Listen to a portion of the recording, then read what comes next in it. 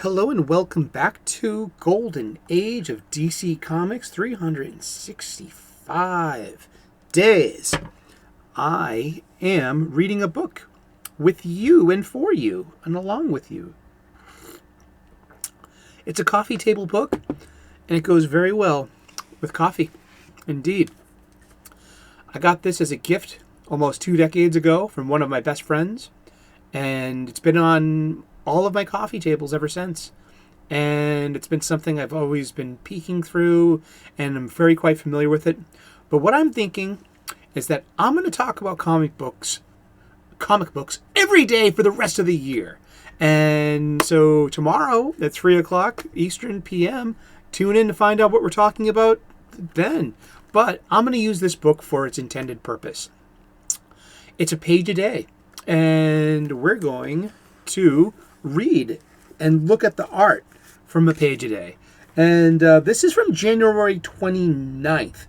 And also, as I will, I'll always make the caveat. Most of my usual videos, that's not the Golden Age, I will always say the caveat, and that's please do not burn your hands holding on to my hot takes. If you do, well, that's on you, pal or gal, or any way you identify within the great spectrum of humanity. But even doubly so covering this kind of material. This includes any problematic stereotypes or antediluvian mid-20th century cultural mores. I'm just going to do the best I can with the material, and if I need to cover something up with my finger, like I'm going to do today, I'm fine with that. Because sometimes I think the racial stereotypes are what we call cringy today, and I'd like to be as little as cringy as possible. Okay, and it's not that I'm trying to censure anything. I will be using terms and we will be going into places that could be considered problematic in this day and age. But yes, there is today we're talking about the Blackhawks, which is a squadron of adventurers around World War II. And this is for January the 29th. I'm going to do this. So yeah, here's the Blackhawks team versus the Death Digger. It's some kind of mining or tunneling thing. The Blackhawks are usually known as being pilots, as being a squadron. And my finger is intentionally covering up a negative Asian stereotype, and on purpose, and just because. I mean, if you want to find out, it's you can buy your own copy. I bet you can find plenty of images on Golden Age Blackhawks and the team. All you got to do is RTFM. All right, you can do that. I don't want to go there on my station. I just want to keep it clean or so. I don't know. Boys got to have standards. But it's January 29th, and we're talking about the Blackhawks for the first time. That page was, the portraits were done by Reed Crandall from the cover of Blackhawks number 80 from September of 1954. So it's a little bit, this one comes from near the end of the Golden Age.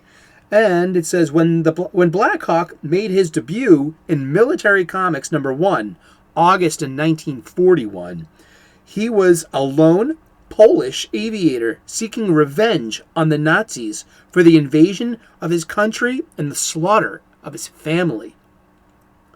Gradually, he acquired a team of multinational aviators who stayed with him through World War II and then followed him into a series of increasingly improbable adventures involving mythical kingdoms, erotic adventuresses, yeah,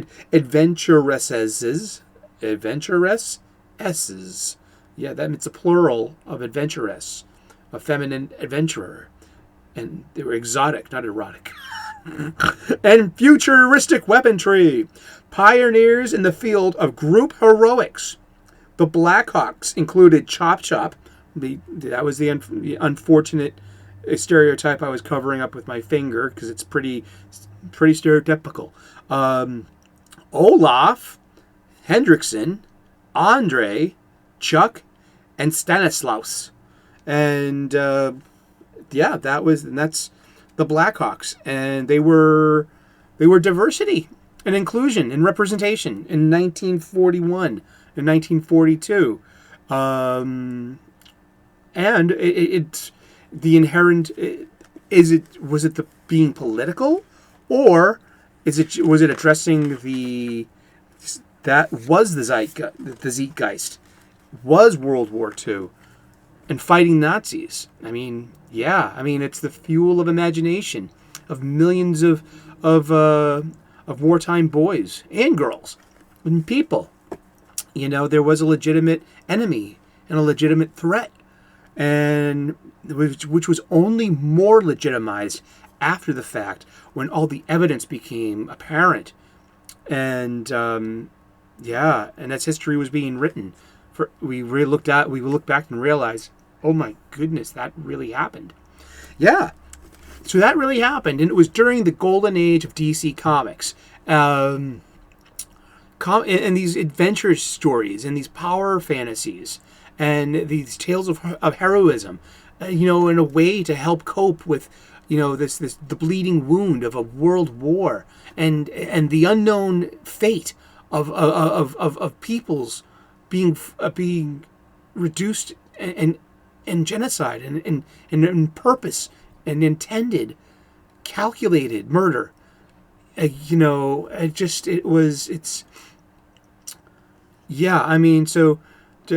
the word Nazi has pretty much lost its punch in the current age. It's just used as an internet slur to denote someone that doesn't agree with all your political values. Apparently. I haven't been accused of being one yet. I will be at any second now. And you just got to say, no, I'm not. And if they need to, you got to tell them to F off. Yeah, and remember, it's only Twitter. But this is only comic books. And we're talking about comic books. And we're going to talk about comic books every day for the rest of the year. We are. Tune in tomorrow at 3 p.m. Eastern to find out what we're talking about today. It's January 29th. And, it was just a little bit problematic, but also just a little bit inclusion too, huh? And, it's, like I said, I'm not going to apologize for the stereotypes of the past, but they were used for a reason. It was a shorthand to put across a lot of information in as little time as possible. And it's not about negative or positive about the stereotypes. It was just about the information distribution. And yes, and then we're going to get into biases, and then we're going to get into punching down, and no, we're not. We're just going to accept it for what it is. That the golden age, which was 1935-ish to 1956 of print publications, and this window into the American zeitgeist during a world war. Yeah, huh? It's a really interesting. I like it because it's part history and it's part continuity, and it's a fun subject. I love comic books. So give me a thumbs up if you like this kind of content. Give me a thumbs down if you didn't. Leave a comment in the comment section. Maybe we can continue this conversation about comic books and champions. And also, I'd like to earn your subscription. I'm an ordained minister and an amateur theologian. We say let's get spiritual, and we often do. I'm a professional chef. I want to give you restaurant-level cooking hacks so you can make delicious, nutritious, and beautiful food at your home, at your table for your loved ones. So please, give me a subscribe. I make daily content, and this is called Win-Win. Yeah, tune in. Thank you.